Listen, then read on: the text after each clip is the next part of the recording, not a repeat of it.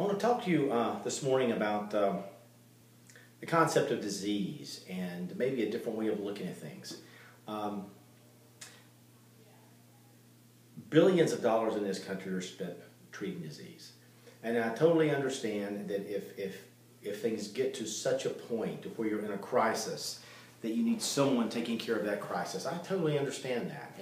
And we've got great crisis care in this country. But I want to talk to you about disease care versus health care. This is called the Merck Manual. And every healthcare provider, every doctor, nurse, we study this at Chiropractic College actually.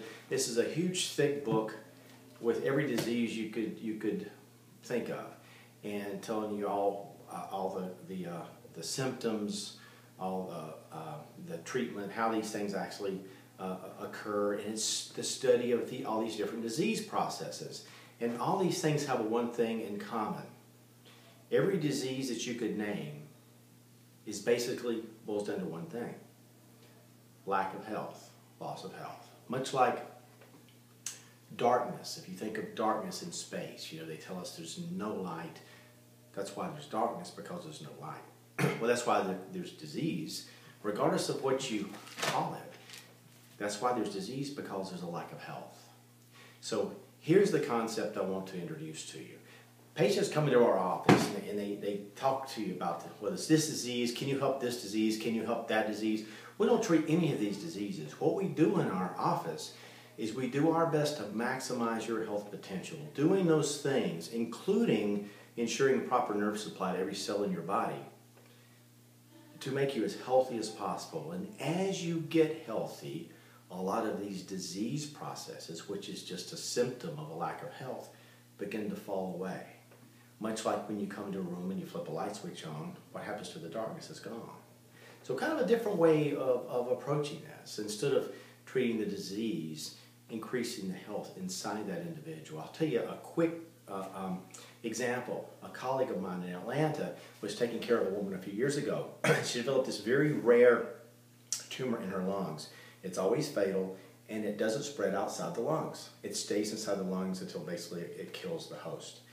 Well, she was very active. She was very fit. She might even have been a professional tennis player. So they said, look, you're a candidate for a double lung transplant. And she may have been the first double lung transplant, at least female, in the country. But they took her into the OR, put her under, cut her open, took her diseased lungs out with this rare tumor, laid them aside, scraped that cavity, made sure they got every cell, every cancer cell out of there, put brand new fresh pink lungs in there.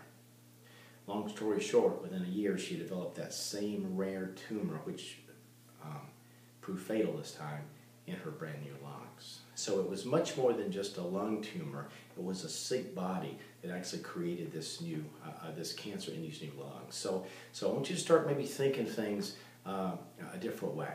If you're trying to lose weight, eat healthy. You don't have to weigh things, measure things.